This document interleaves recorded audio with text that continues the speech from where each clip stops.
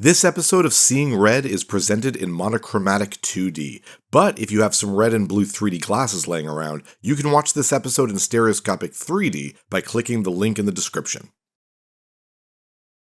How's it, gaming? I'm Phil in the Blanks, and welcome to episode 1 of Seeing Red, a series of videos looking at the entire library of the Virtual Boy, including some unreleased games. This is the little intro screen. Every time you boot up the Virtual Boy, you see this little important read instructions thing, and the music, which is cute and catchy, is different depending on the game you have in, which I think is really cool. It's a little thing, but I also like to show that off in these videos as well. But yeah, this is episode 1 of Seeing Red, and obviously what better game to start with than the pack-in title for the Virtual Boy, Mario's Tennis. It's also Mario Day today, so I figured, this is a perfect time to start this whole series with a Mario game. This is the very first tennis game featuring Mario as a playable character. He was the lineman in tennis for the NES. But nowadays we're so used to the idea of Mario in all these sports, but this was like really unique back then. And it's a good game to kind of start this off of, this whole series, because we can talk about a little bit of the game, because it's tennis, there's not that much to talk about. We can talk about the whole series as a whole. We're going to be playing doubles, we're going to be playing tournament mode, and normal, because easy is too easy, hard is too hard. And we have 7 characters to choose from, almost the entire roster of Mario Kart. We actually have Donkey Kong Jr. back for Mario Kart. It's really cool to kind of see him, because you don't really see him in a lot of games, but who should we play as? Could play as one of the brothers, but I want to play as Yoshi. Yoshi's cute. He looks great in this game. Also play as Donkey Kong Jr., because we gotta be able to see Donkey Kong Jr. I'm playing doubles specifically so we can see more characters in motion through this little tournament. If you're playing just single, you only see you and your opponent, but here we're seeing 4 characters alongside the rest of the cast we'll be playing against. Yoshi, look at how good that looks. Oh my gosh. The Virtual Boy by no means is a very powerful machine, but the fact that it could get sprites so big, because the resolution was quite good. This is like the best looking Yoshi, I think, ever at this point by 1995. Look at that! Look how great he looks! He really does look like the artwork. To be fair, all the characters look good. I had a little bit of a hard choice with who I wanted to play as. I love Yoshi's because he looks exactly like he does in the artwork. It's very impressive. But like Luigi and Mario have like tennis outfits, which is really cool. Because like they don't even have tennis outfits in some of the later Mario tennis games. Toad's there. He's got like little tennis shoes and everything. Peach looks great. It's the best version of these characters we've ever seen in game, other than like Mario World's ending splash screen, right? There we go. That was one set. That was very fast. We're only doing like a full, I forget the name of it, a full match, because it's game set match. No, the one match, one set. And whatever. We have to win 6 of them, and then we move on. I didn't want to go too long with it, because if you sit down and do a full-fledged tennis game, doing all 3 to win the tournament, that could take like more than an hour. Ooh, I can't believe I got that. It is hard to see where exactly, just like that. It's hard to see where the ball is if you're not playing this in 3D. I'm actually not. This is not going to surprise anyone out there, but I am emulating this game for obvious reasons. If you have a Virtual Boy, you know that you can't just record footage off of a Virtual Boy. You have to stick your big ol' eyeballs into the big ol' goggles, and you get light beams blasted into your face hole. Like, it's not a recording-friendly machine. I do own a Virtual Boy. I own not very many games. I own 4 games for it. But obviously I wasn't going to play it that way and jerry-rig an output into it. Though some people have. That's very cool. But I'm not the type of person to hard mod any of my machines, especially one as expensive as the Virtual Boy.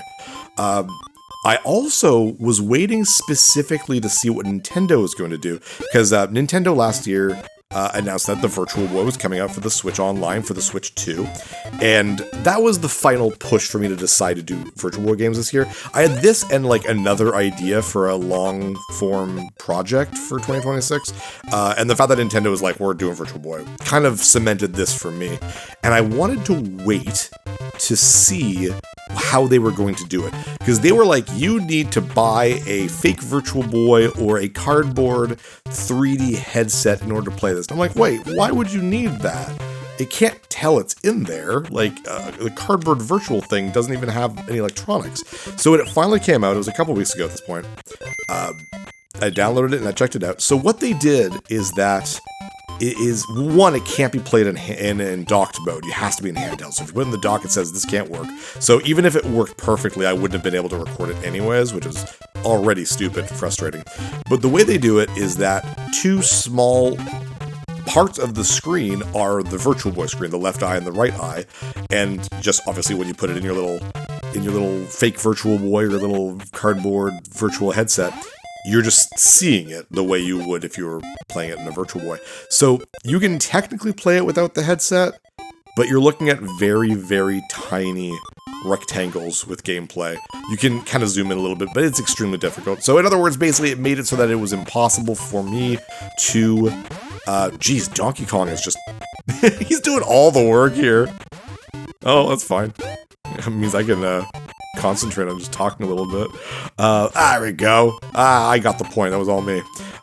Yeah, so it basically didn't make it feasible for me to record that way, but I just wanted to see, because I wanted to know if there was a difference. Plus, I mean, with this stuff coming out, people were going to be commenting in the comments anyways about the way the NSO handles it. Oh, nice drop shot.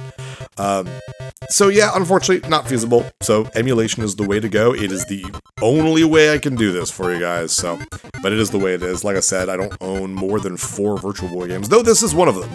It's the easiest Virtual Boy game to get outside of a box. A box copy is nearly impossible because the Virtual Boy didn't come with a box version of the game. It came with a loose copy. So a box version of the game is actually much, much, much more difficult to get for collectors. But yeah, I have 4 games. I have Mario Tennis. I have Wario Land Virtual Boy, in other words, the best Virtual Boy game, so my collecting stopped right there. I have Red Alarm, which I have in box. It's the only box Virtual Boy game I have. And I have Vertical Force as well. So nothing crazy. I wouldn't mind like Boxer or something like that. Or of course Jack Brothers, but that's not gonna happen. Ooh, I thought that was out. I thought I was gonna let that go. Yeah, I only have that one boxed game, and that's fine. I'm not a collector of boxes specifically, and I'll only get a boxed copy of a game if it is feasible in terms of money. We're doing very, very good. Alright, come at me, bro. So it's a very basic tennis game, as you can see. It's so basic that I'm not overly concentrating. Oh, I thought that was gonna be out. Well, there we go. Oh, such a sad Yoshi. There's no power-ups, there's no nothing. Like, Mario Kart really was like, it's different than just a racing game with Mario in it. It is a kart racer, a mascot racer, whatever you want to call it, a battle racer. This does not do that. It falls very short of that, unfortunately, making it probably and obviously the weakest game in the Mario Tennis lineup. There we go, that was out. But that's okay. For what this is, it's not bad. It works very well. Like I said, it plays well, it looks good, the music is fun. There's not enough options, though. That's my big deal. And one of the reasons why there's not a lot of options is because, well, there's no 2-player mode. I don't know if there was supposed to be one for this game specifically, but there were games that had multiplayer in like the planning stages, and I think they are, correct me if I'm wrong, I think they're in the cartridges themselves, like there is code for it, but they never released the cable that would hook up to Virtual Boys together. And also, there didn't ever exist 2 people in the same county that owned a Virtual Boy, so it wouldn't have mattered. I did not grow up with a Virtual Boy. The only times I ever played a Virtual Boy growing up was at a Blockbuster, that they had it, like, literally in 1995, when this was new. They had it before the N64 was out, so this was the big thing, and I played this and a Saturn and a PlayStation, and yeah. It wasn't until one of my buddies growing up, he had one, and I don't remember him having one in high school, but when we kind of reconnected after college, he knew I was collecting, and he just gave me his Virtual Boy. Probably kicking himself in the butt now. No, I'm just joking. I had a lot of very good luck and very good friends who just kind of donated a lot to the collection, which is very nice of them. Also, at the same time, it's just annoying trying to sell off even rare and expensive stuff in a collection. Don't really know that much because I tend to not sell. That's not the reason I collect. But like, he could have sold this. He could have gotten a pretty penny out of it, but he was very generous, and he gave me this and Mario's Tennis and the other 3 games I just ended up buying myself. It's I think we're shaking hands. We know there's no animation. There we go. That was one full match down. Oh, and you get your stats. I love that. Man, Donkey Kong Jr., you're happy. Oh my god, Toad, you are very upset. More so than I would assume. I feel Toad, canonically, would be like the guy who takes it way too seriously. Do you know what I mean? Like, he's like really into tennis, has like the really professional racket. Everyone else is kind of like an amateur, but he's like secretly on the side, like this is what he does. I don't know. I just can picture that. Super fun. New level, which is cool. You see Peach's cast in the background, which is really cool. This is before Mario 64, so this is a really cool... I was about to say, did I just let that go stupidly? But I forgot that I'm not supposed to get that. It's a fault. This is before Mario 64, so this might be the very first, like, really... Well, maybe not the first, but like a really early good shot of Peach's castle. It's very, very cool. Clunk. Clunk. Clunk. So yes, what is this series? This is episode 1 of Seeing Red, like I've mentioned, and you are either watching the 2D monochromatic version of this video. Most of you probably are, or maybe you dug out your red and blue 3D glasses and are watching the stereoscopic 3D version of the game. Chances are I'm not playing this 3D, and that's another reason why I opted for emulation, obviously, because I can record the gameplay on the emulator, and then I can replay it with a different, almost like a filter. So I can be like, I'm playing this right now. It's gray, actually. I'm playing it in gray, and then in post-production in my movie or film editing software, I make it red. And then I kind of let the gameplay footage replay, but I have the emulator set to the red and blue Virtual Boy stuff. So, you know, watch it how you want, but I thought that was a neat idea. I hope it's not too bad. I am imagining the views on the 3D ones are going to be very, very low, because who actually has those glasses laying around? I do, because of course I do, because I'm dumb. I actually have them because of, oh geez, it was a book about the Master System, and it had a free set of these little, you know, the old school 80s and 90s 3D glasses. So I'm glad I was able to dig that up. I was like, yeah, I didn't have to go buy a pack for $1, because I'm cheap. So yes, I'm sorry, I'm rambling, playing tennis and rambling. What is this series? It's similar to how last year we did the Black Box Files, where we played through all 30 of the Black Box titles for the NES. This is kind of the same thing, just we're playing all the Virtual Boy games. And there are, I don't know the exact number, I think there's 21 fully released Virtual Boy games in total across all regions. And by all regions, I mean North America and Japan, because this did not come out in Europe, I believe. I think 14 games came out in North America, and then they all came out in Japan except for, I think, 2 of them. I think it was like one of the Tetrises, 3D Tetris, and I think Nestor's Funky Bowling did not come out in Japan, but everything else did. And then there's the unreleased stuff. To be fair, I'm knocking on Nintendo for not making the Virtual Boy stuff very well playable. It's not very consumer friendly, but they're releasing games that never came out before, including, I think it's like Dragon Hopper and friggin', I don't know the name of it. It's like, it's basically an F-Zero game that was made for the Virtual Boy. I'm like, that's incredible. So I gotta hand Nintendo that. That is really cool. But basically, I'm going to be trying to... Whoops, I got the auto pause. Yeah, I forgot. When you start up a Virtual Boy game, you can set auto pause to on and off. I had it on by mistake, because I'm dumb. I'll try to remember to turn that off. But yeah, I'll try to get my hands on as many unreleased ROMs as possible, so we can see as much as possible about this console. So I'm not sure how many episodes it's going to be. Hopefully it'll do well. I'm not sure if I'm going to leave all the unreleased stuff at the very end, or if I'm going to sprinkle it in, pepper it in throughout. But for the most part, we're going to be doing this in release order, and sprinkling in a Japanese game as well, depending on the release orders as well. Just so we can see. Not all games are going to be fully completed. This is a perfect example, actually. You cannot get the credits on this game unless you play the singles. I'm playing doubles because it's a bit faster and we can see more characters, like Peach and Koopa Troopa, for example, right there.